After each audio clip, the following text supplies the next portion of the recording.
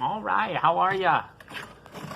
I am going to read you a puffin called Fido. And I hope the lighting's all right.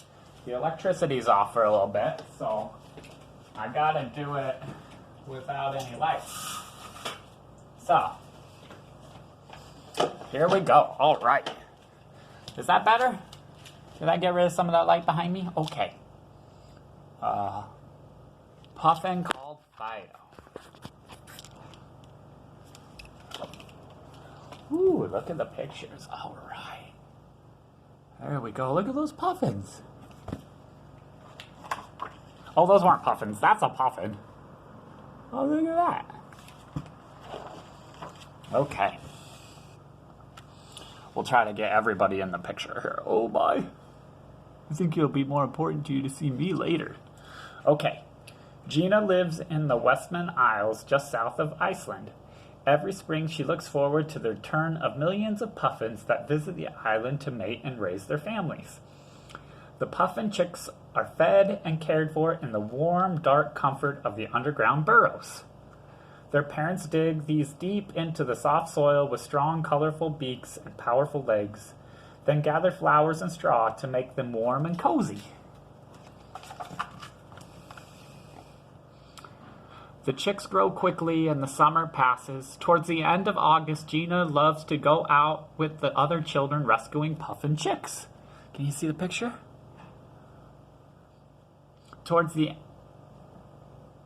They emerge from their burrows for the first time and are confused by the town lights, which must look like moonlight reflecting off the sea.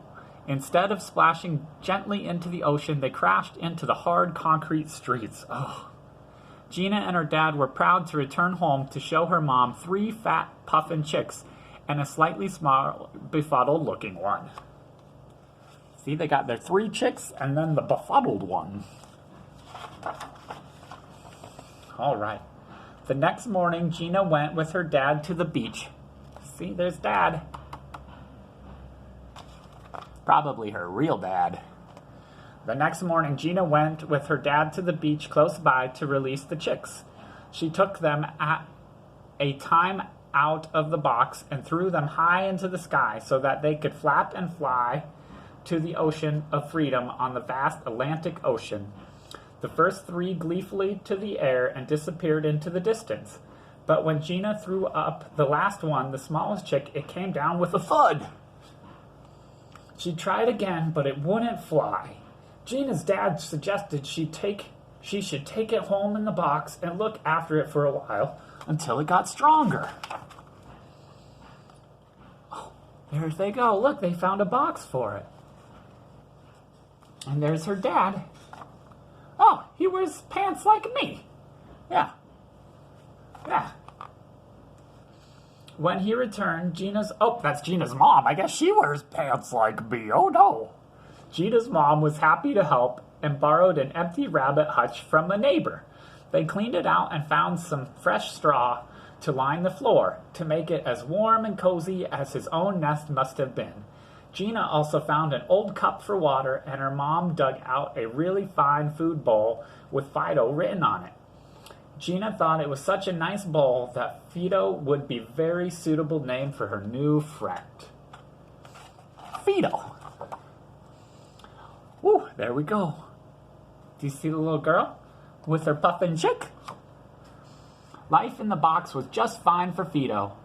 Gina's dad was a fisherman, and every day they would come home with fresh fish for the family and more than enough for Fido. At first, Gina would mash the fish down and feed it up into a spoon, but he was soon capable of eating it straight out of the bowl and quickly became chirpier and stronger. It wasn't long before he was following Gina around the garden. Pretty soon, he was strong enough to follow Gina wherever she went. Whether it was shops on an errand for her mother or to the beach for a walk, he loved most of all going to the playground, where his favorite pastime was sitting on Gina's lap on a swing. But he also enjoyed sliding down the slide and riding on the seesaw. He wasn't heavy enough to do it properly, but it was still fun. Oh my, look how much fun they're having. Whew. Someday we'll be able to swing on a swing like that. And we'll go down the slide like that. Oh my gosh, I miss that so much because I miss you every moment of every day. Because you were stolen from me. Even when I went on a visit to Gina's schoolhouse, where the children all made a big fuss of him, Fido felt quite at home with the children. In fact, it seemed that the bump he had received on his head when his crash landed had caused him to forget altogether that he was a Puffin. What? Oh my goodness, how silly is that? Oh, look at this. Dad's drawing. Your daddy draws all the time. Well, he used to. Lately, he's been taking a little break from it. Gina thought her dad was the cleverest in the world. He had noticed the way Fido followed and copied everything Gina did, so she would have to teach him how to fly, and he had an idea to go about it.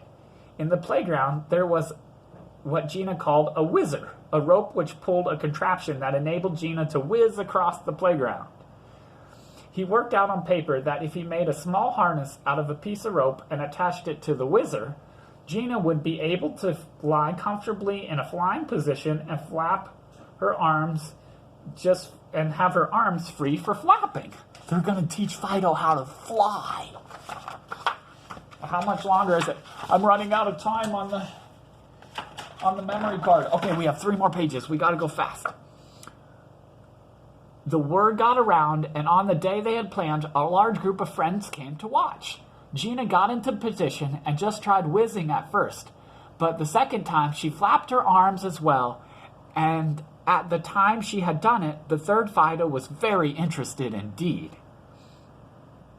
The fourth time she did it, flapping her arms furiously, Gina's dad flew Fido up into the air. He copied Gina and flapped his wings. To the cheers of the crowd, he flew for the first time. Do you see him flying for the first time? Woo! You can fly in your dreams if you want. He went 3 times around the playground before crash landing on the grass. Woo! There we go.